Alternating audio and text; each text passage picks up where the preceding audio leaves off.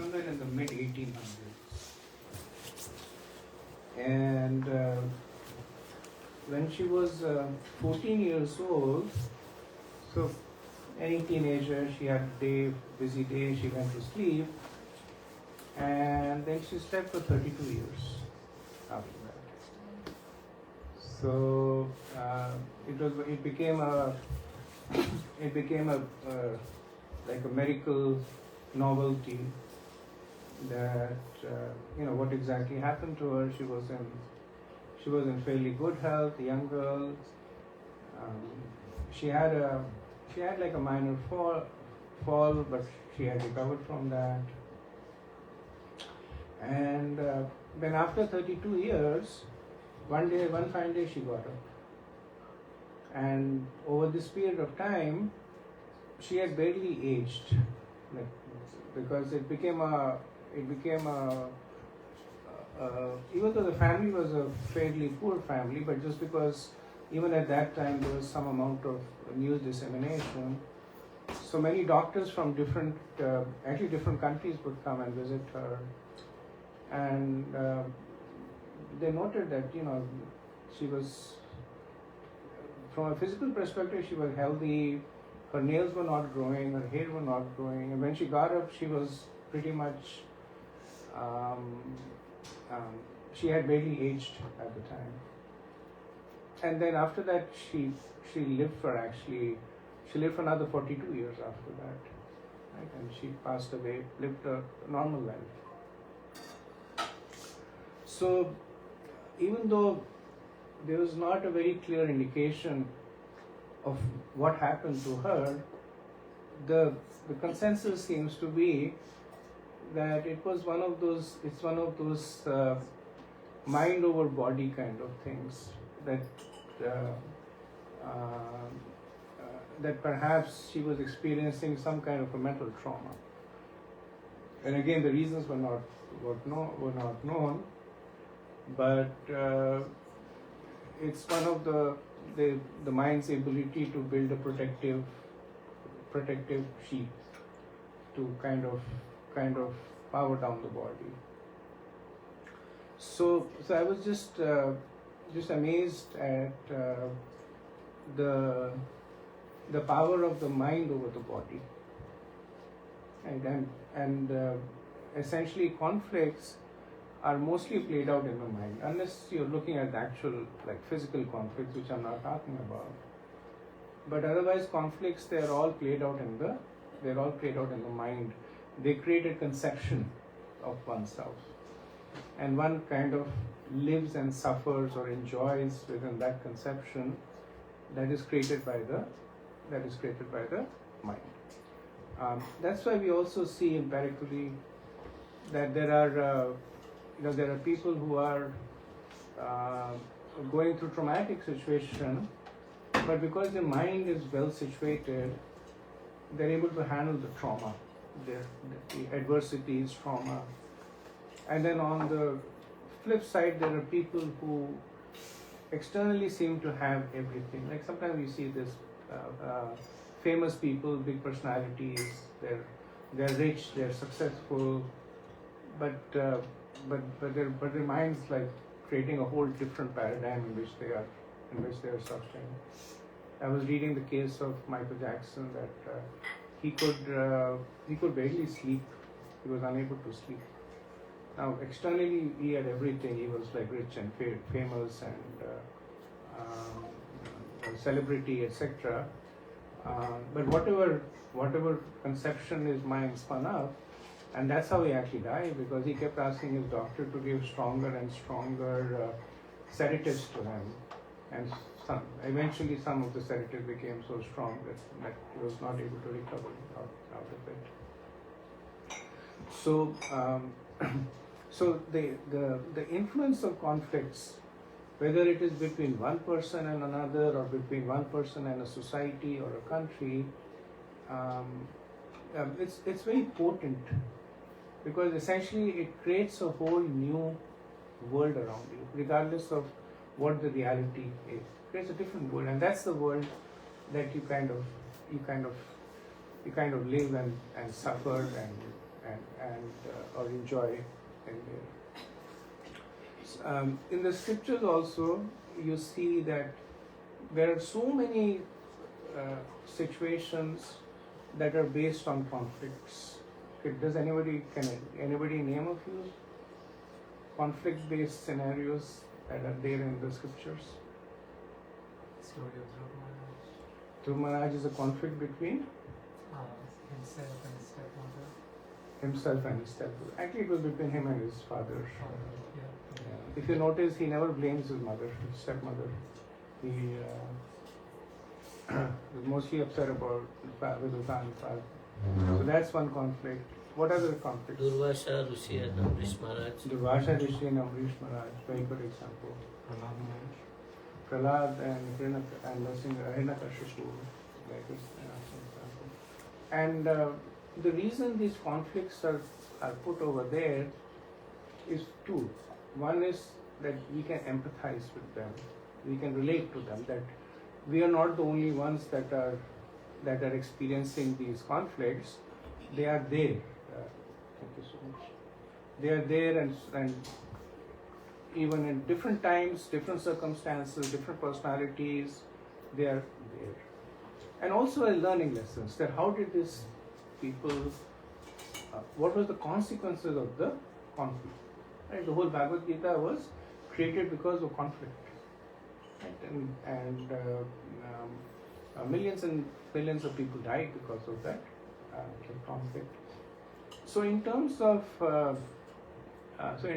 trying to understand the reasons for a conflict, I wanted to share a pastime from Ramayana, and then basically, if you can help me think along that what could be the reasons of this conflict. And all of you know this pastime. I'll just state it for the sake of continuity. So this is the conflict between Sugriv and Vali.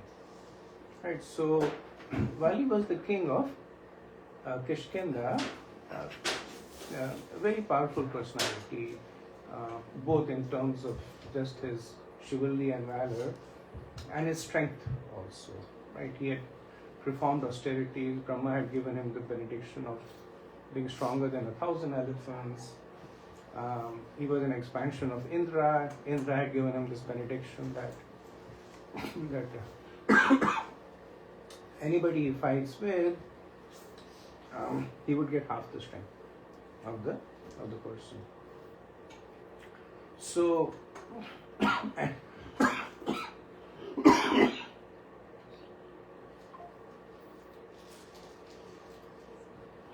excuse me, my cough is still around. His minister and close associate was Sugriv, also a very exalted personality. So Vali was so strong that and famous for his strength that he was kind of used like a benchmark, that people would come and challenge him to battle. And it would be like, I defeated, or the aspiration was, I defeated Vali, and so I'm stronger. So he would have this regular kind of a routine. People would come up, challenge him, he would beat them, and another day. So one of the demons that came to fight with him was a demon called Tundubi. Right? He was the buffalo demon. And Vali fought with him and eventually killed him. And then after he killed him, he kicked his body, and the body went 1 yojana, the 8 miles, fell into the Rishimukhya mountain, the ashram of Manduka Rishi. And sidebar, and Manduka Rishi got upset and cursed Vali that if anytime you set foot on this mountain, you die. So Dundubi who was the son of Mayadanav and Hema Apsara. So he had an elder brother by the name of Mayavi, and he had a sister. Sister was famous, Mandodari. She was the wife of Brahma. So when Mayavi heard about Vali killing his brother, he got very angry, and he was also a very powerful personality. So he came and then he challenged Vali, and because they were powerful personalities, the battle went on for a long time. So they went into a cave, and then Vali, before going into the cave, told Sugriv that you wait for me over here, and if for some reason I am not able to defeat him, if I die, then you block the entrance of the cave. So for a full year, Sugriv waited over there, and then he heard a lot of the shouting of Danav, and then he saw blood coming out of the cave. So he assumed that Mayavi Danav had killed Vali. So he took a huge rock and he blocked the cave with that. And then he went back to Kishkinda with the news that whatever this had happened. So Vali's son Angad was small, so Sugriv was crowned as the king. Now Vali was not dead; he had actually killed the Danav. And then when he tried to come out, then he saw that the entrance of the cave was blocked. Right. So after a lot of effort and time, he was actually able to remove the rock. And then when he goes back to Kishkinda and he sees that Sugriv is sitting on the throne, so he gets very angry at Sugriv. Right? And then there is this conflict that goes on. He banishes Sugriv from the kingdom. He actually forcibly marries Sugriv's wife.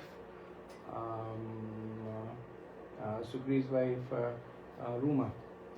And Sugriv goes to the Rishimukha mountain to take shelter there. So this is the conflict. So there was conflict because of both sides committing some mistakes. So let's look at it from the perspective of Sugriv. What was the fault from the part of Sugriv?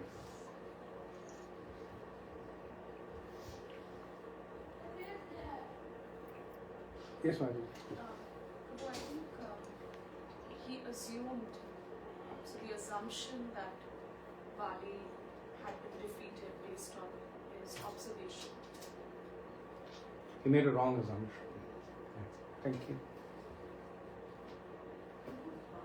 Supreme could have got more soldiers to help Vali. I don't get why he just waited there and not been help. He could have got. Okay, that's a good point. Yeah. So he acted hastily. Desire of the kingdom may have influenced his assumption. Maybe he wanted to. Maybe he wanted the kingdom. So he didn't wait to check. He just said, "Okay." I think he becoming the king was something that might have appeared other way around, like because he wanted the kingdom, that's why he did that. So rather than that, if you would have not taken the kingdom and would have waited for some more time or something of that manner, where just to make sure that Vali is not going to come anymore, and then Then he waited for a longer time. so if then Vali would come and see that he's waiting, so maybe he would not That would be more. Okay, that's a good point. Yes, true. The jealousy that his brother is much stronger than him and he has everything, that also might have Motivated him to act in that. Good point. He didn't validate what he assumed Vali might have Did not validate. defeated, or he could have validated by Yeah. calling his name or something before closing the Yeah, cave. yeah. Validation. Yeah. Let's look at it from Vali's perspective. What was the mistake or possible mistake that Vali did in this? He didn't listen to Sugriv when he come back. He didn't listen to Sugriv's He did not side even of give the story. Sugriv an opportunity, actually. Give him an opportunity. He kept saying, and he's just. It's very related to this. He came in with the mindset and assumption that Sugriv had already wronged him because he had blocked the path and he thought that he wanted to keep. So that anger was already there. And then when he saw that he was king, it probably just erupted. So very, very strong preconceived Yeah. notion. Okay. Very good. Thank you. I'm just missing one part in both his role of guru. I don't know if they had Raj Guru, in that kingdom. He would have, both would have consulted, and he might have been able to reduce That's the a good conflict point. between Yeah. them. Doesn't I don't play out see in- as yeah, it is yeah. in any pastime. There was some guru who was there. You to guide them. with them. That's a good point. Yeah. So good points. I think we captured the essence of both. So the error that Sugriv made was an error in judgment. Right. So it was an error in judgment in the sense that, like it was said, that he saw what he did, and then he came to a conclusion that was different from what reality was. He could have done different things. As was said, he could have waited for a little longer time. He could have gotten somebody to help him, or he could have done different things. So it was an error in judgment. From Vali's end, it was that he made an error in the intent of Sugriv. Right. So he assumed that Sugriv had bad intent. So he assumed that Sugriv was jealous of him, that Sugriv was trying to assert his kingdom, that he acted out of malice. Right. Now, when the confrontation between Sugriv and Vali happened, Lord Ram sided with Sugriv. So when conflicts are because of error in judgment, then they are mild conflicts. The repercussions should be mild, and the accountability from a negative sense is also less. So error in judgment is that you're having 10 devotees over, you kick some prasad, you think this should be enough, it's not enough. Right? It's an error in judgment. Or you call up somebody saying, I'll come to your house at 6 o'clock, the traffic is bad, you come at 7, it's an error in judgment. But ill-assuming intent, it goes to the essence of your existence. Right? So you cook less prasad, and the other person comes in and says, you just didn't want to feed us. Right? Or you're a miserly person, you're trying to save money. Or you want to ensure that we don't come back to your house, so you want to keep us. So that is now you can see that what is the huge difference between the two scenarios. One is just an error in judgment. I should be smarter. I'm not that smart. But the other, it goes to the root of the other person's for a devotee, it goes to the root of their Krishna consciousness. And I remember we were in Vrindavan, and this was when we got I believe our second initiation. And then Rampal Maharaj, our spiritual master, he said that I'll take you around Govardhan. I said, okay, good. So then he said, you call in, so there's a ISKCON temple on the Parikrama Marg. He said, you call in over there. So there were the two of us, and there were a few other disciples, maybe 6 or 7. So he said, you call in ahead and ask them that, next day we'll be coming, so have lunch prasad ready for us. So I said, okay. So we called in, and so there was some miscommunication that, so we said that we'll come tomorrow. They somehow thought that we'll be coming today. Right? So they cooked all the prasad and kept it ready, and then they called us saying, the lunch is ready, when are you coming? And then we said, we're not coming today, we're coming tomorrow. So then the temple president got upset at us that we had put all this prasad and what to do. And then we were debating with them that we never really said that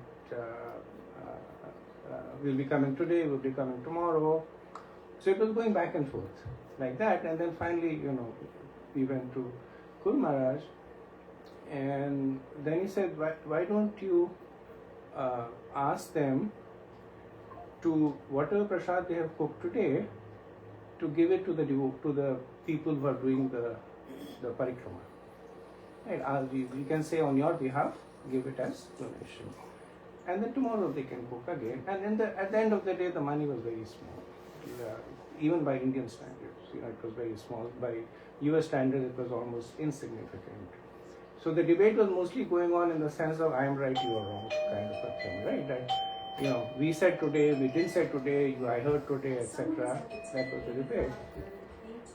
And as soon as this whole, the focus was changed between I am right and you are wrong, as opposed to how we can collectively come up with the way to resolve it, everybody was happy.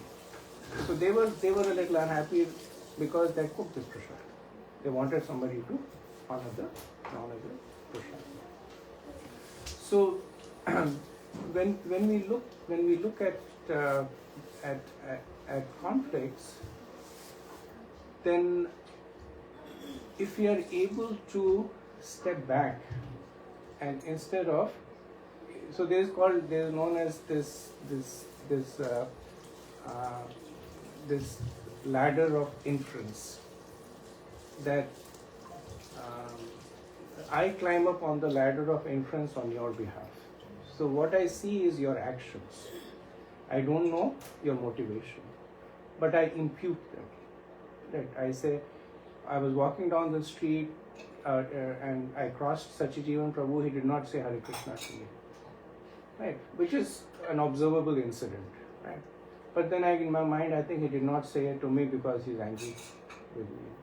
And he's angry with me because of this and this and this. And then finally, I reached the conclusion that, Saci Prabhu is I have offended him in a big way. Whereas reality is that he may not have seen me, he may have been preoccupied, whatever it is. So this is the ladder of inference that we unilaterally climb.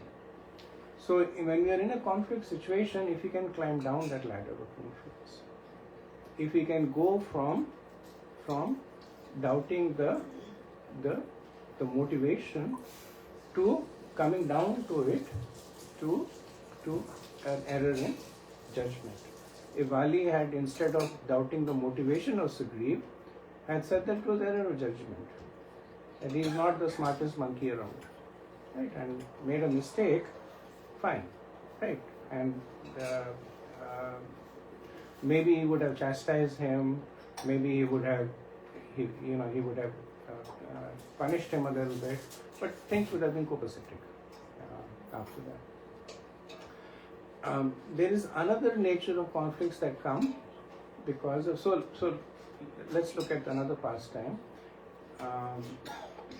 When it's from Ramayana too, so when Lord Hanuman and the other monkeys, they were building this bridge across the ocean, so there was a squirrel that came and tried to help building the bridge. And Lord Hanuman at some point said, you should get out of the way because you'll get squished. Right? And then Lord Ram chastises Lord Hanuman, chastises the correct in saying that his service is also as valuable to me as it is, as yours is. So this is the conflict on ability.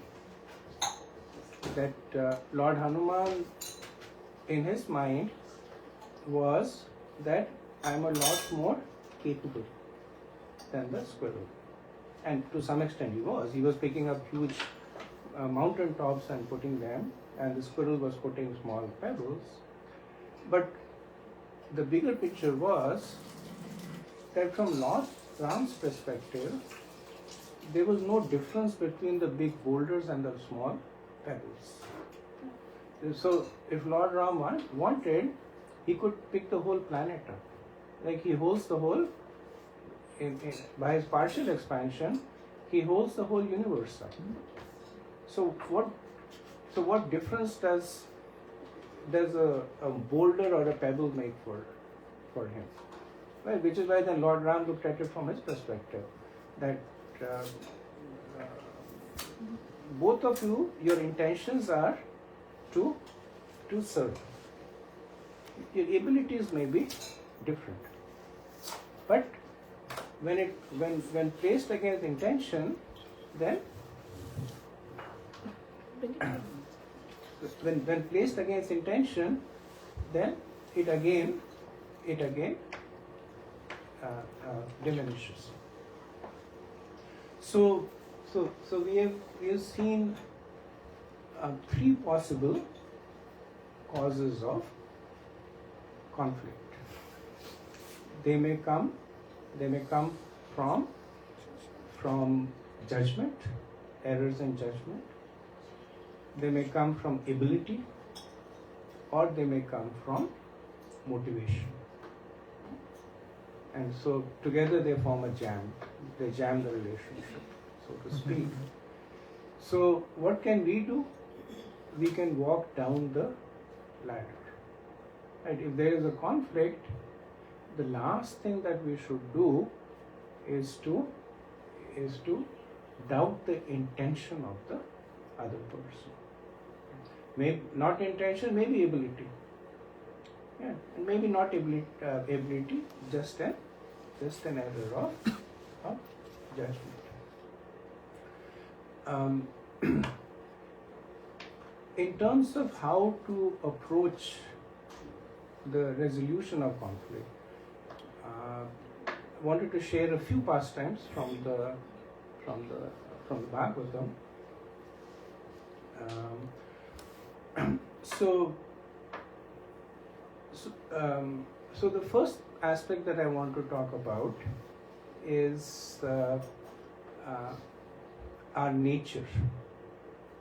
Right. So if you look at the 6th chapter of the Gita, one thing interesting in the 6th chapter is that 4 times Krishna goes in this, establishes this ladder from sadhana to siddha, from practicing to perfect.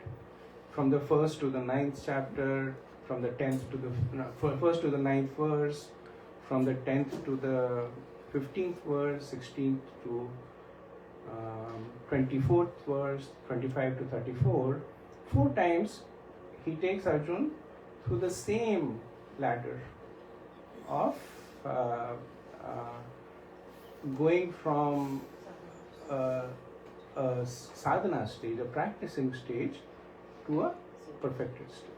And 6th chapter is kind of unique in this. Krishna keeps doing that. Later on in from the 40th verse also, he talks about, so there Krishna is talking about going up the ladder, right? From practicing to perfected. From verse 40, he talks about coming down the ladder, right? Yoga Brashta. He talks about the 2 kind of failed yogis. And then even when he ends the chapter, verse 46, 47, he then again establishes this, that better than an emperist is a tapasvi, better than a tapasvi is this, and better than that is a yogi. And then last was yogi nama pisarvesham, that better than the yogi is a devotee. But when he is establishing this ladder from practicing to perfect, what is the one thing that he is using as an index to demonstrate that the person is moving up the ladder? Right? There's one common denominator, that as he is talking about the person going from a yoga ruruksha to the yoga rudha, from a neophyte to an elevated stage, in all the 4 cases, he uses one index to establish that this is how we know that the person is making advancements. Mataji? The mind.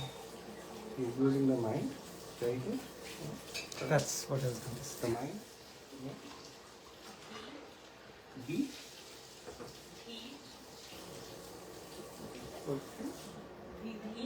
Dhira. Dhira. Dhira. Okay. Okay. Kabira?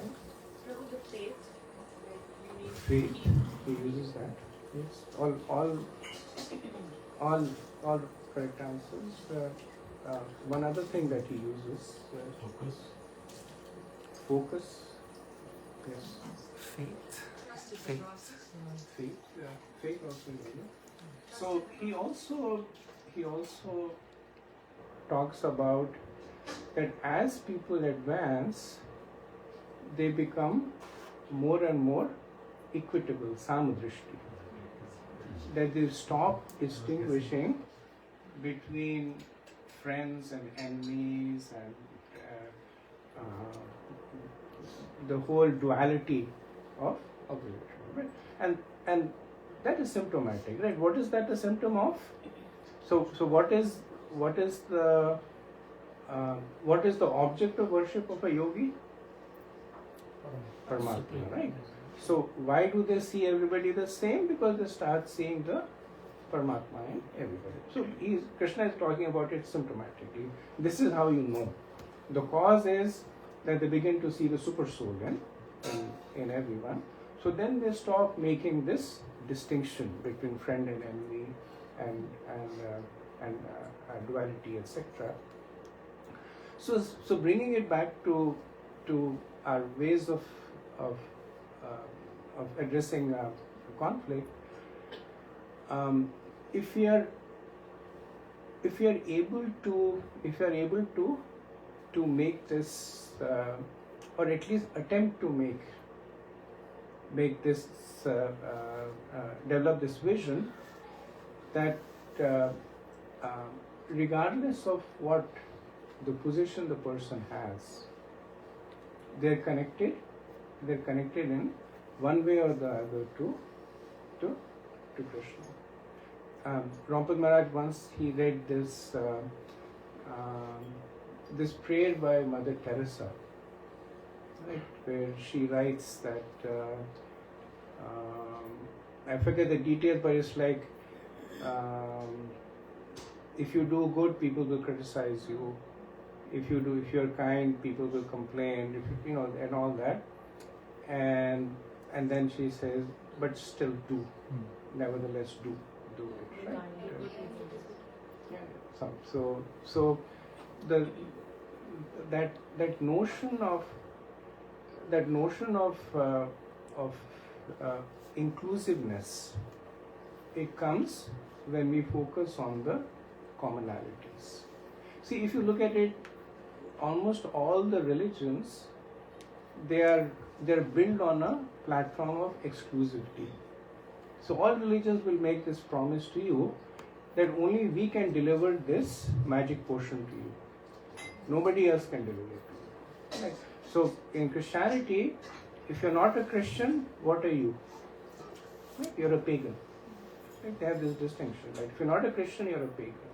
In Islam, if you're not a Muslim, what are you? You're a kafir. Right? In ISKCON, if you're not a devotee, what are you? Karmi. You're a karmi, right? So they make this. So why do they make this distinction? They make this distinction in order to establish your own identity. If you don't make this distinction, then what's your identity? And then your identity becomes so. What's the problem in secularism? Like it's a covered form of atheism, where because there is no distinction, there is no sense of identity also, right? Because all the distinctions, it's like everybody is nobody, right? That kind of a conception comes in, but while there is some value in establishing this exclusivity and inclusivity, the point of time when this becomes counterproductive is it becomes the basis of conflict. Right? I was attending an interfaith, and one of the professors there was saying that it's okay when you say that my God is great, whether you're a Christian or a Buddhist or whatever, Buddhists don't have a God, but whatever, my God is great. It's not okay when you say that my God can beat up your God. And that's when the conflict starts. So, so addressing conflict is establishing this fine balance between inclusivity and exclusivity. Like take the example of ISKCON, that we say devotees, non-devotees, whatever, but we do establish certain parameters for as common denominator, right? Chanting Krishna's name, following 4 regulative principles. So for the sake of inclusivity, we say it's okay, even if you don't, even if you are not chanting, even if you're eating meat or taking alcohol, everything is okay, right? Then what is this point? Right? It loses its identity. ISKCON, says that Prabhupada says to worship Krishna, and then you say, okay, you can worship everybody. That's all the same. Then where's the identity? Gone. But on the other hand, if you say that I worship Krishna, you don't worship Krishna, therefore I am right and you are wrong, that is where the conflict will come. So many times when there are conflicts, people confuse between the inclusiveness and the exclusiveness. So inclusiveness is necessary to establish your own identity, right? But it should not be the cause of exclusiveness. Where you say, because you don't follow what I do, we need to have a conflict with you. Right? That's when the intentions go wrong. So, so one of the tools in detecting and avoiding conflict is by using by recognizing this concept of inclusiveness and exclusiveness. Second can take an example from the scripture.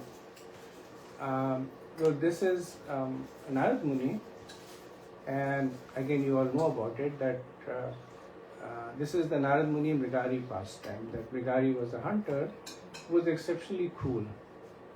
He had the skill of half killing animals, and then he would leave them, let them suffer for a long time and die. And then Narad Muni once was passing by and he saw all these animals half killed, suffering, and then he sees Mrigari. He is hiding behind a tree waiting to kill his next animal. And Narad Muni comes by and Mrigari is upset at him because he spoils the animal, runs away. And then, but you see, Narad Muni is a sage, so he's well pacified. Then Narad Muni says, "Can you give me something?" So Mrigari is thinking from his own conception. He said, "Yes, I have a lot of skins of animals if you want, elephant skins and lion scales. I have meat if you want." And then Narad Muni said, "Not really. I wanted to ask if all these animals that are suffering, is that your work?" And Mrigari is very proud. He said, "Absolutely. This is a skill I learned from my father, and I'm the best at it." So then Narad Muni says, "This is what I want, that you should kill the animals completely." So he says, "Why?" So Narad Muni says that you're a hunter. It's your profession to hunt. So you're killing the animals and eating them. Okay, that's your profession. Not much sin will accrue to you. But because you're unnecessarily causing them to suffer, unlimited suffering will accrue to you. Right? And because of the influence of Narad Muni, Mrigari agrees to it. Now, in this conflict between where Mrigari's conception was and Narad Muni's conception was, we see that there is a whole difference in where they are situated. So this is the same Narad Muni who had at one point gone to Maharaj Prachinabhari and said that you should not sacrifice animals, and he was sacrifice them in the Vedic way. So you should not sacrifice animals. Don't kill animals.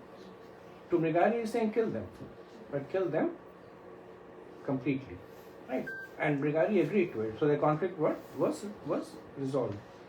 Why? Like what is it that Narad Muni did that caused the conflict to be resolved? What are your thoughts? Rekha? He's still letting go with his profession or whatever it was, and it was for his, if he was feeding on it, it was his source of. Whereas in the yajna, wherever he was doing, it was not necessary. Right. Thank you. Somebody else? Seema? He went to the level of almost the other person to at a gate, car parts, and then he took the touch Hmm. that. Right. Thank you. Anybody else?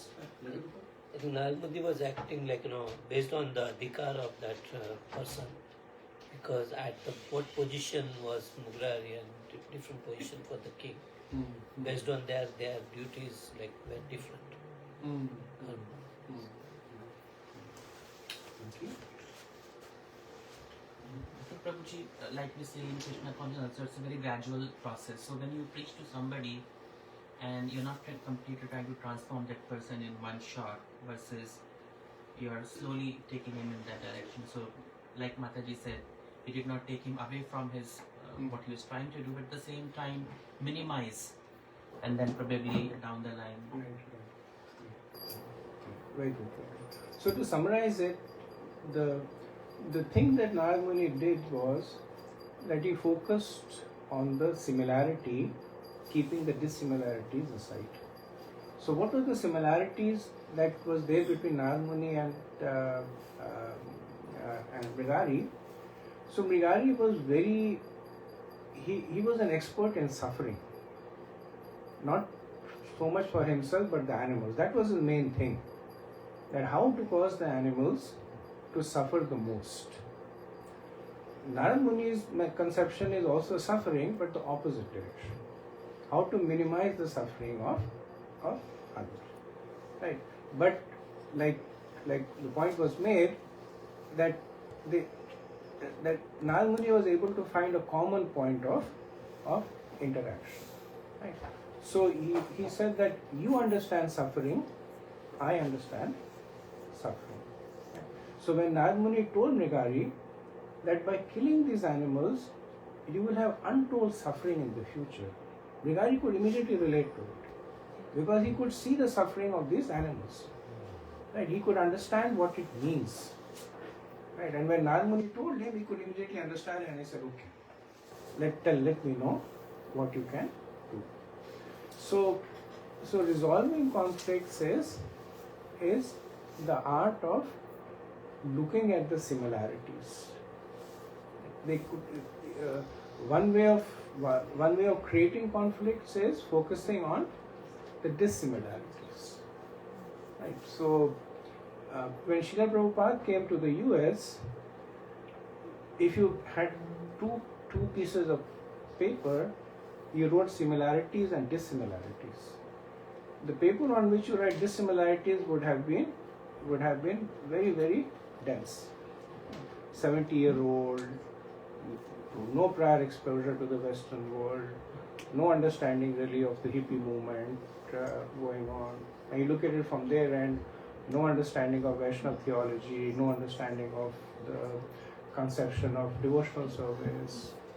Right? But what did Prabhupada focus on? The similarity. That you like to sing and dance. Right?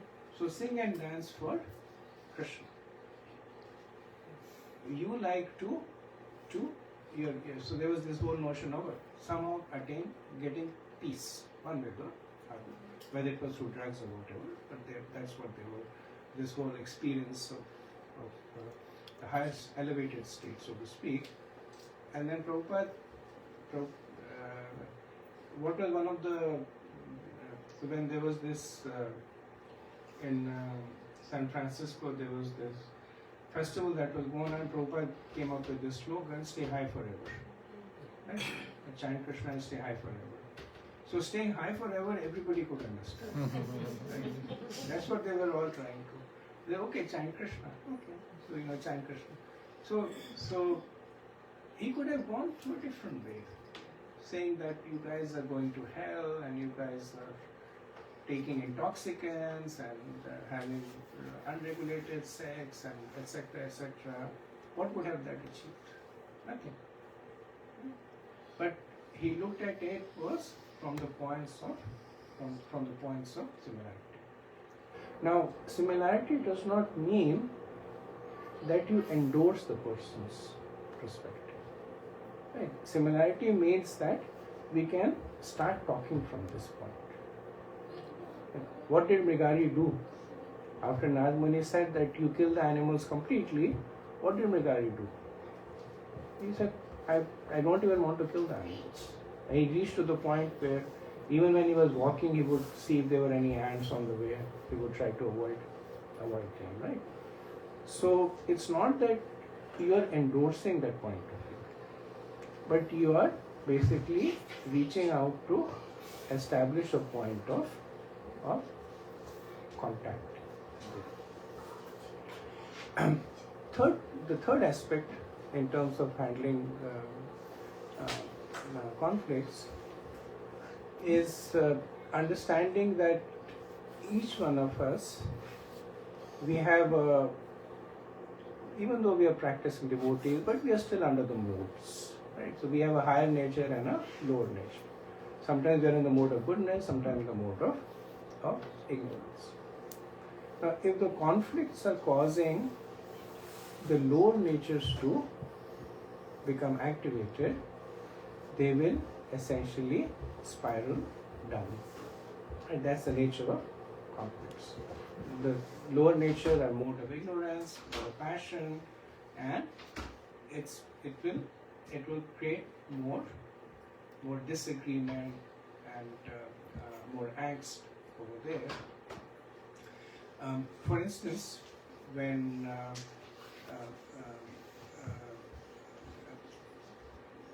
we see this whole disagreement between the Pandavas and the Kauravas, right? So even though we say that the Pandavas were pious, but essentially they were as adamant to get the kingdom as the Kauravas were. Pandavas could have said, okay, take the kingdom. We will go and we'll perform austerities. No Mahabharata. But they, sorry? They offered that at one point. Give us 5 villages and we'll go away. Still they asked for 5 villages, right? Not the entire kingdom. Right. But again, the assumption was, the reason the Kauravas declined the 5 villages was that it's the dharma of the Kshatriya to expand your territory. So they get the 5 villages, tomorrow they make it 10 villages, then they make it 25 villages. That is why they took Indraprastha away from them also. Right. So, Mahabharata is a lot of intrigue also there. So whenever the lower natures are activated, the conflict will tend to be intensified or get prolonged. If the higher natures are engaged, then the opposite happens. Like, let's take the example of Chaitanya Mahaprabhu in Varanasi. So Varanasi is like at that time also, to some extent now, so it's the headquarters of impersonalism. And the main personality at the time was Prakashananda Saraswati. Right? He had very, very knowledgeable, follower of Shankara, 60,000 sannyasi disciples. And Mahaprabhu was there, and his followers were saying that give some mercy to him. They are very, very qualified people, but they're just being misled into this whole impersonal thing. Right? And Mahaprabhu said, okay, I'll go and talk. So then Mahaprabhu, Prakashananda Saraswati invites Mahaprabhu over. Let's come and talk.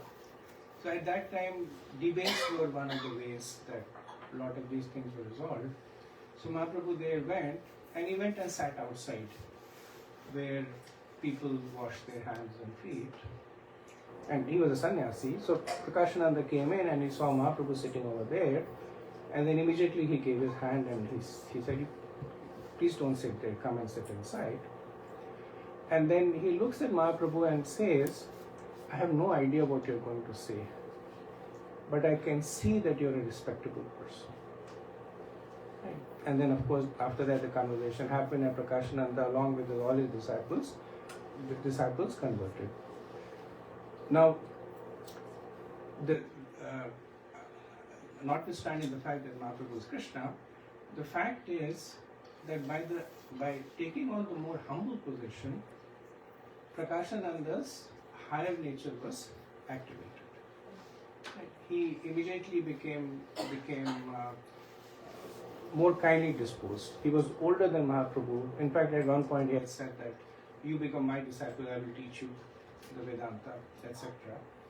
So he became more kindly disposed towards Mahaprabhu. So undoubtedly he had come into there with all his shastric knowledge, saying that I will present all these facts and I will defeat him, etc. But the fact that his mode of goodness was activated. Right? The conflict still happened. There was still a debate there, but it was conducted in a very, very mutually respectful way. Let's look at another example from Ramayana. That when Kekeyi asked for the banishment of Lord Ram, so really speaking, Kekeyi had no ill feelings towards Ram. Right? She just wanted Bharat to be the next king. Lord Ram had no ill feelings towards Kekeyi. Despite what she did, Lord Ram said that she's my mother. Because Lakshmi is a little fiery, right? He was like, how could she say that? At one point, he even offered to kill Dasharatha. Right? Ananta Shesh, right? He was fiery. And Lord Ram would keep pacifying him. And he was like, she's my mother. As a mother, she has the right to ask anything of me. Let's not go into the rightness and the wrongness. What's the point of having a relationship if you continuously measure it? That this is right and this is not right. So what was the result? So Kekeyi was displaying a lower nature. She was displaying a lower nature in the sense that she was doing all this manipulation. Lord Ram was displaying his higher nature. What was the result of it? That and this is a point that's not much stress in the Ramayana, but Kekeyi actually had a change of heart. So after Bharat came in and chastised her, and then she also reflected on Lord Ram's attitude, and that's what Bharat also said, she had a complete change of heart. When Bharat went to get Ram back, who went along with Bharat? Kekeyi. All three of the wives went, but Kekeyi went there, and she was sincerely asking him to come. When Lord Ram came back after 14 years, Kekeyi was the happiest to see him. And Lord Ram actually prioritizes her. He goes and touches her feet. Right. So this is not for Facebook posting or camera clicking. This is genuine feelings that they have for one another. So that's the nature of displaying. When one displays a higher nature, then one tends to pull the other person up along with them. But displays the lower nature, they tend to pull the person down. So when we are in a conflict, if you are able to take this step back and say that what what is it that I can do to act more from a platform of mode of goodness, and the environment becomes more conducive. So I'll end with one story by Srila Prabhupada in this context. So when Prabhupada had come, so earlier on when he established the first temple in New York, so we know that after that he had a heart attack, right? And there was also the temple in San Francisco being established, but then he went back to India for treatment. I think he stayed for 3 or 4 months there. So by the time he came back, things had changed because the people there hadn't gotten a lot of association with Prabhupada. Right, so he saw that there was a lot of argument, disrespect going on, and there was a small group. At that time, there was a handful of disciples, maybe 20, 25 disciples there. And then Prabhupada shared the story with them, with the model, that there used to be a monastery that was flourishing. The leader was highly respected by his disciples, by others.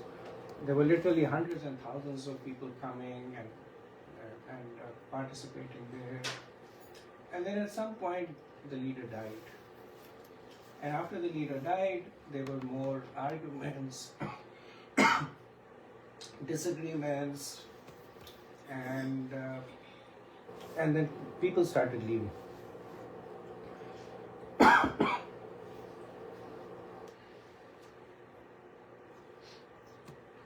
So it reached a point where there were only 4 people left. Everybody left. Only 4 people left in the monastery. So they were like, okay, now this is the end of it, what to do? So they said, there is a wise man that lives close by. Let's go and talk to him. Maybe he has some idea. So the 4 people went to the wise man. They told them, this is what happened. What do you recommend? And the person says, I don't know. I have no idea what can help you. But one thing I know, that amongst the 4 of you, I can see that one of you is a Messiah. I don't know which one, but I know one of you is a Messiah. Right? That's, so then the 4 went back. Now, they all thought, they did not know which one was the Messiah. So they started treating everybody with that conception that maybe this person is the Messiah, right? So everybody started treating everybody with a lot of love and respect. And then people started coming in, they saw there was this environment of such a positive environment, and then the monastery flourished again. So like they say that the easiest way to not do offenses is by service. So the easiest way to avoid conflict is by respect. If we respect, so the way to avoid conflict is not have conflict, but have the opposite of conflict, which is having an environment that is based on mutual respect. Now conflicts will still come. It's the nature. There are conflicts in the spiritual world. Right? There is conflict between Radharani and Chandravali. They have different moods of serving Krishna. There is conflict between Radharani and Krishna. So the conflicts will come. To think of an environment that is free of conflict is basically an impersonalist thought. That is saying that we all will only think one and one thing. Nobody else can think anybody else. Right? So where is the variety? Where is the relationships? Where is the rasa? And the rasa comes when one person thinks and speaks slightly differently from the other person, right? That's where the mellow comes. So conflict is not a bad thing, but when conflicts start creating more heat than light, that's a bad thing. Right? A lot of the conflicts result in a better understanding. Right? People have a disagreement, they have a discussion, and they walk away with a better understanding, either of the topic or of one another. Right? So it's not that one should aspire that we eliminate conflict. But what does one aspire for? That we look at this conflicts as a way to strengthen our relationship with either each other or with Krishna. So in the 7 purposes of ISKCON, I think the 4th purpose is that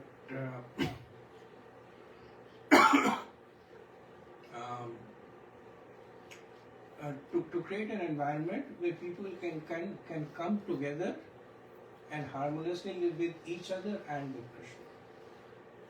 Right. So Prabhupada never wanted just an environment where everybody is living with Krishna. So that's not what devotional service is. Devotional service is Vaishnava Sangha, Krishna Seva. That's the essence of devotional service. Okay, so I'll end over here. See if there's any discussion. I came across, so my mother-in-law goes to this Buddhist temple, and so there we have the monks there, right? So a lot of local local Asian community supports them, and they survive on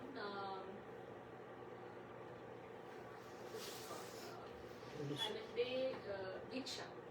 So the monks there only eat Diksha from the householders, and the householders eat meat.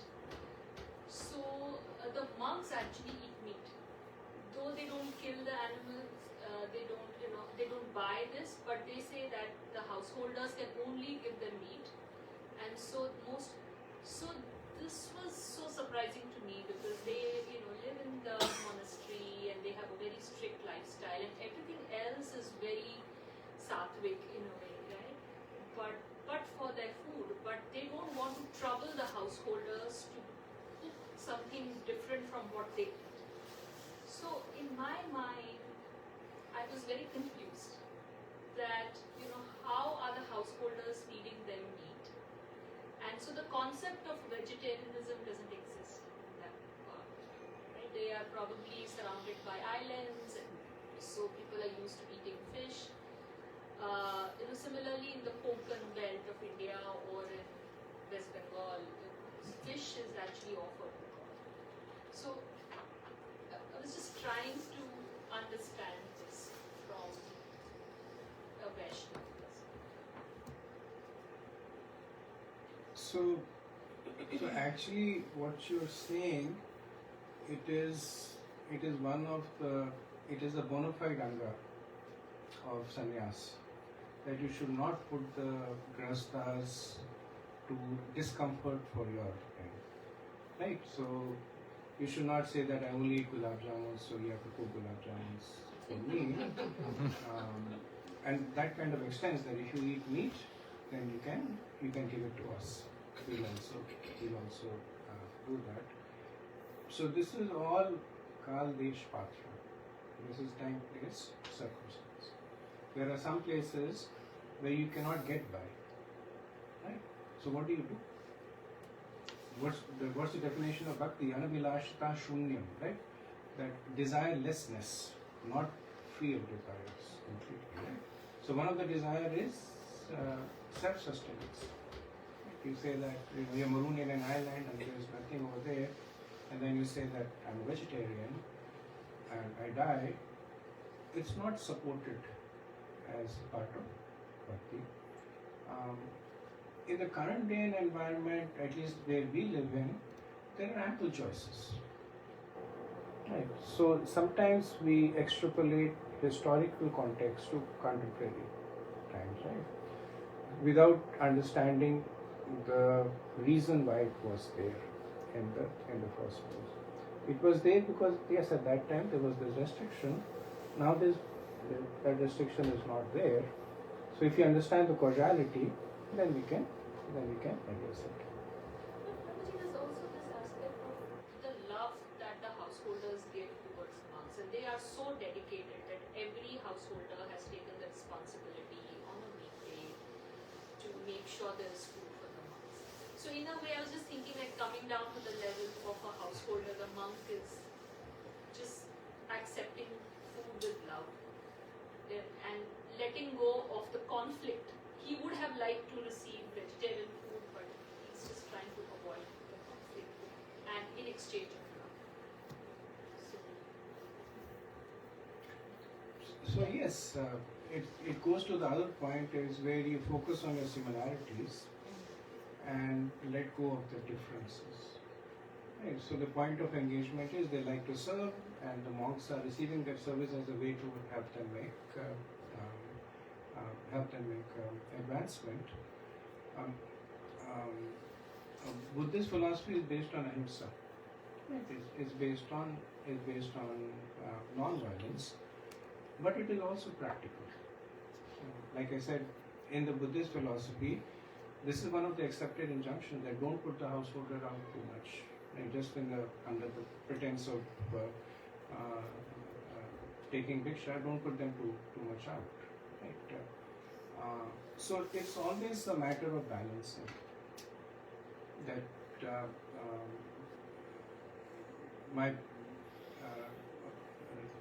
there is a strong instruction to not cause harm to other living entities.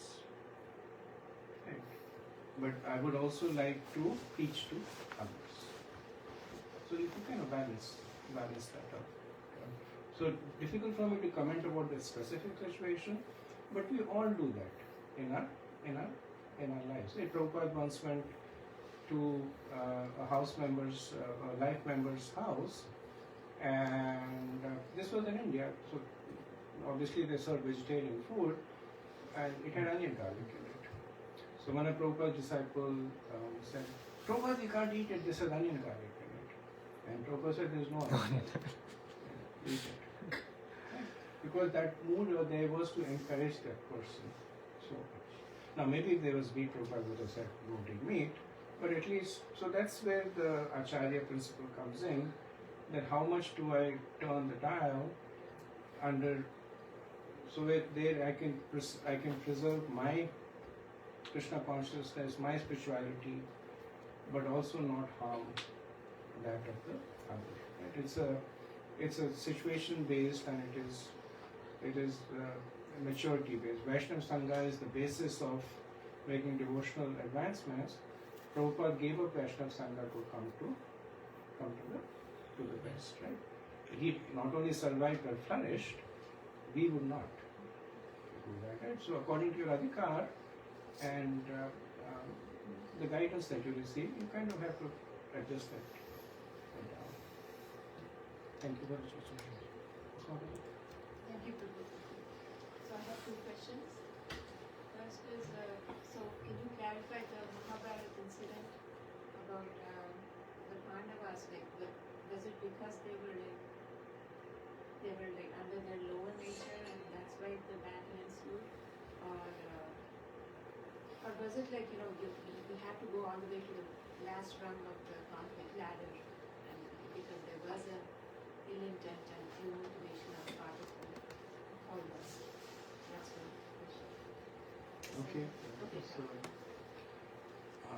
So yeah, it's a good. One thing about Mahabharata is, like I say, that it can be understood from different levels of realization. So if you look at it from the perspective of the modes, then while the Pandavas were predominantly in the mode of goodness, but they were also strongly in the mixed modes. So take the example of the gambling, right? Kshatriya dharma to not say no to gambling, right? So they should agree to gambling, but not to put his wife in wager. After the gambling, Draupadi and Yudhishthira have this debate, so to speak. Mostly Draupadi is scolding Yudhishthira, but he's trying to defend himself. And initially, he goes through this line of reasoning that I am a Kshatriya, I was challenged to gambling, and I could not say no. But in the end, he admits that I should not have put you as a wage. I was bewildered by the strong influence of what was going around. Similarly, like when we talk about engaging in the battle, again, at one end Krishna wanted the battle to happen, right? So they made it happen, but the Pandavas could have walked away from the battle, taking the position of not being false renunciants, but real renunciants. Ultimately, that's what the Pandavas did, right? They gave up the kingdom and they renounced everything because they had a desire to rule. It was the Kshatriya dharma for them to rule. That's why they engaged in battle. But what distinguishes the Pandav from the Kauravas, even if you put the Krishna aspect aside, is that their natural tendency was to gravitate to the mode of goodness. And that of the Kauravas was naturally to gravitate to the mode of passion and ignorance. So,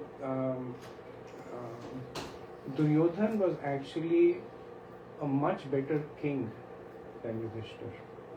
So when he was administering the kingdom, he was famous for being efficient, fair. So he wasn't like we have this caricature of Duryodhan that is beating up people and this and that. But he was actually a very principled king. People were happy under his kingdom. It's not that he was stealing money from them and all that. His only problem was that he was not a devotee. Like Krishna wanted to have a devotee.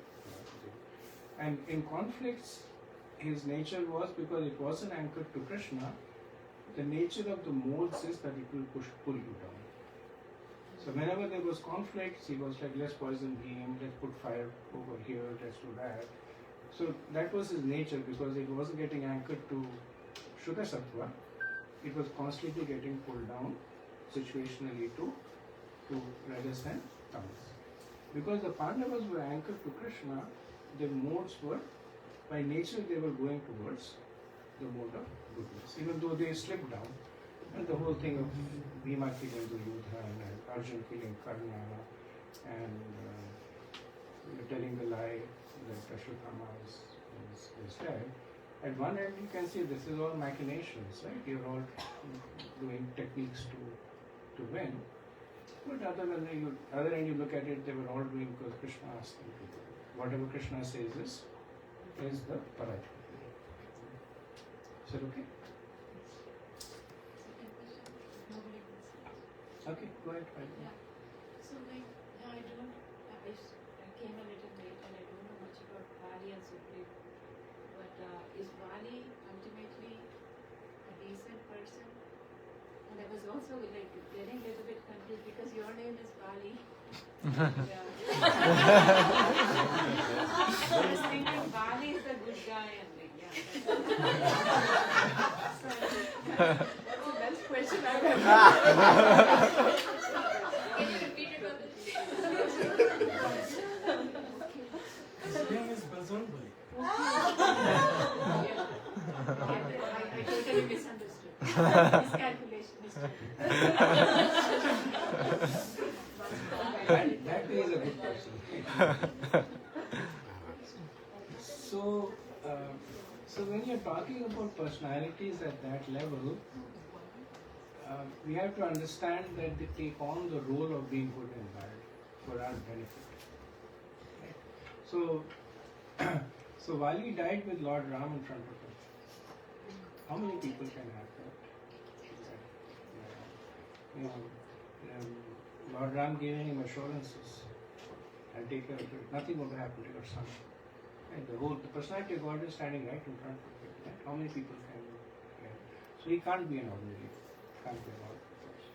So people at that level, people like Duryodhan, people like Dhritarashtra and Gandhari, they played a role. Right? Krishna would come and touch the feet of Dhritarashtra. Who can have that? Can you imagine the amount of sukriti that the person can have? But somebody was mentioning that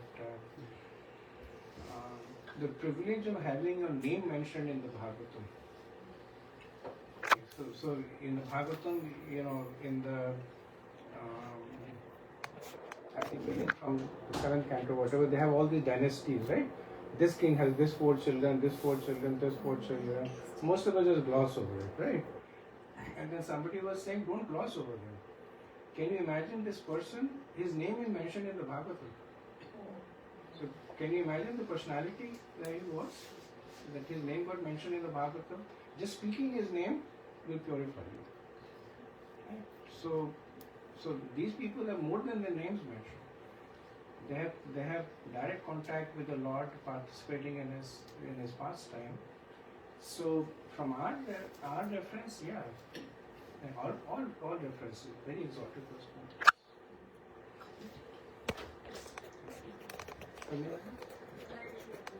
I have a question related to intention and capability, and it's a parenting question. So, Prabhu, a lot of times it could be applied to anything in life, but my question personally, in situations where children are trying to take up the Krishna conscious activities. So a lot of times, when I'm doing aarti or something, Saci will come and she wants to just partake in the aarti process and just do it in a different order. Sorry, I'll understand her intention, or rather give more weightage to her intention and not judge her based on her capability. Because I feel when I do that, when I try to shoo her away, I'm dampening her enthusiasm. So how do I try? This is talking about your daughter? Yes. Oh. I think with children, Mataji, it's, there's no question of bad intention, right? That can never be. There. No, so how do I look at her intention but not her capability? Yeah. I mean, that's the point I'm making, that you have to assume that the intention is good and capability is secondary to it. Right? So if you look at it that she's doing it because she wants to serve, or whatever it is, that's the main thing. So, I mean, not to minimize what you're doing, but I can bet you that if somebody else comes and watches you do Aarti, they will say that, Mataji, you should do a better job at it. There's so many things that you can do better, and so on. Right? So offering over here is not so much the expertise in doing the Aarti, but what we get out of it, our connection to it. Right? That's so that's like on a scale of 1 to 100, that is 100, and this is less than 1 there, right? And I mean, if you're more worried about the fact that the order may be different or whatever it is, they will pick it up when they watch you do it. And whatever she's doing now is based on what she has watched and kind of gotten something and not gotten something out of it. As she watches you do more of it, she'll pick it up. If you keep correcting her, then she will not want to do it also. She will say, every time I do it, I get chastised or I get corrected. Right? So it becomes less an offering of an enjoyable offering. It becomes more of like I have to be disciplined to do it. Right? So between the option of nurturing Krishna consciousness in a child's heart and making sure that she does 4 rounds of the incense and 2 on the waist, there's no comparison there, right? I just got, before I ask my question, I just want to say that the example which you shared on similarity and how to resolve that conflict, it was really good. I mean, that was really good. I've never heard, but I can apply that in real life, which was really good about that example. The question comes to my mind is about, there are a lot of external, I mean, I think what we are referring to all is about external conflict with other person, right? And a lot of times, a lot of these conflicts, now some, to Krishna consciousness we learn about how to do, like how the similarity told us how the tools are. because a lot of conflicts gets unresolved, and it's not the external, but the internal conflict still stays within us, which sometimes kind of, when you go to the spirituality, you learn it, and now the internal conflicts needs to be resolved before you can, so how do you go back to an external conflict? I know not knowing the context about the conflicts, but if there are external unresolved conflict, and if you're advancing in spirituality, your internal conflict, how do you resolve that? Thank you.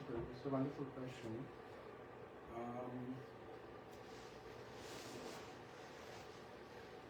So in a way, Prabhu, they're orthogonal. They're almost like two different tracks. You could have an external conflict resolved without getting it resolved internally. From the perspective of the external indications, you come to a meeting of mind, the conflict is resolved, but you walk away with a lot of angst. I was not heard, and because of this, etc. So ultimately, ultimately, all this discussion that we are having is more so for resolving our internal conflict. Is more so for us walking away from the situation with a more positive frame of mind. So like it said that in all these things, you do not have control on the other person. You don't have control on the situation. You only have control on yourself. If you're able to act from the platform in which you are exercising your higher nature, if you are not climbing the inference ladder, giving the other person the benefit, etc., you walk away without carrying a lot of baggage from that conflict. The conflict may or may not be resolved. The other person may be intransient. You might say, okay, let's see some commonalities. The person I see, I don't have any commonalities with me. Or his perception may be that it's either my way or the highway. You have to see my way, right? So the conflict may never be resolved. And the idea is that at least you walk away with the conflict internally resolved in you. Right? And many times it can get resolved even after the fact. Right? There's a conflict that happened, it's over, but you're carrying the conflict with you. Right? And by just looking at it from this perspective, like what is it that I can learn from it? What is it that I carry with me? It can be, so to speak, resolved posthumously. The conflict has died, but it's still alive in you, and then you take care of it. It's like that. It's a Buddhist story about this two monks who were trying to cross the river, right? And there was a woman there, and she said, "Can you help me cross the river?" And one of the monks said, "Okay, you get on my back," and he climbed the back. She climbed on his back and crossed the river. And then after that, the other monk was very upset at him, saying, how could you touch a woman? How could you allow a woman to get onto your back? And then he went on and on and on. So the first one said that I carried the woman across the river. You're still carrying her with you, right? So the incident happened. It was over. But the other guy was he was. It's not just the physical machinations of it. It's what you invest in it, right? That's in your control, and that's where you can take control. So, kind of extension of what probably sometimes, again, he is talking about internal conflict not getting resolved, versus if the conflict happens between two people, and in a normal external material world, when conflict doesn't resolve, we say, well, we agree to disagree, kind of thing. In spiritual kind of journey, if that kind of thing happens, I'll give you one example. So, again, coming back to the how you worship. So there is a deity worship ministry who directs how to do certain things. And while discussing, conflict comes up. No, Prabhupada said this way. The other person, no, Prabhupada said this way. And he gives a letter, what Prabhupada said. He gives another letter, no, Prabhupada said this one. And then finally it came to a situation in the temple, no one agrees, and everybody does whatever they want. So I'm just trying to say, so in this kind of situation, what is suggested? You just agree to disagree or something else? It's a good point, and so I can share with you because practically exactly the same what you were saying. When I was doing Pujari service, we had all this thing, or this way, that way, etc. So ultimately, we invited Krishna Kshetra Prabhu. He's a PhD in religion, etc. And to say that, and all of us, including me, we had letters from Prabhupada saying do this, and quotes from and all that, etc. And he spoke a little bit, but at the end of the day, he said that, I'm paraphrasing, he said to the level that it's a very personal expression of your devotion to the Lord. Set some broad boundaries that offering has to go. Right? Set some broad boundaries, but don't worry too much about the details. That's a very personal kind of. Now he was also very respectful of the whole temple management as opposed to another person coming out. Right? He didn't want to do that, so he was a little bit taking a back seat. But then after that, we invited Nrsinghadev, I guess the minister of deity worship, and he's very like this way or off the altar, right? He's very like that. Now some pujaris, they love Nrsinghadev. You just tell us what to do, we will do it. And there were others like me.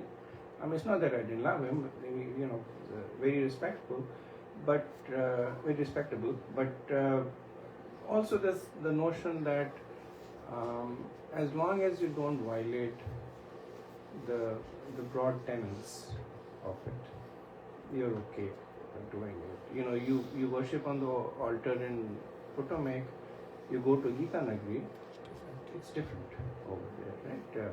You go to Mayapur, it's different over there, and they're all aware of the fact that it's different. There's not, I mean, of course, because they're not physically co-located, there's not a day-to-day conflict. But even from a notional perspective, there are different factors that come in. In India, there are more pujaris. There is more ability to worship. The flowers over here, how do you they have no fragrance. What do? You put another chemical on top of it, right, to make it fragrant there.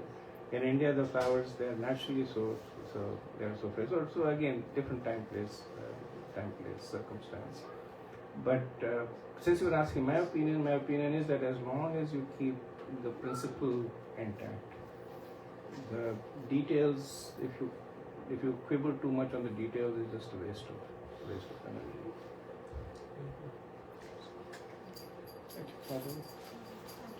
Thank you so much for this class. I feel like I've jammed many relationships and I was very grateful to hear from you, Prabhu. So, Prabhu, I think from what you said, the way I distilled it was that it takes a lot of emotional maturity and humility. Like for someone in a conflict situation, they can either not take offense and walk away, or they can invite the other person to the table to have a mutually, as you mentioned, mutually respectful debate. But somehow if both don't happen to you, and you're in a situation where many years pass, and you're looking at this person from a certain lens, although Krishna consciousness is acting on you and acting on this person as well. Should one reapproach the situation? Should you go back and try to get rid of the root, or as you said, some arguments just get resolved, some situations get resolved on their own? Thank you, Mataji. Very practical question.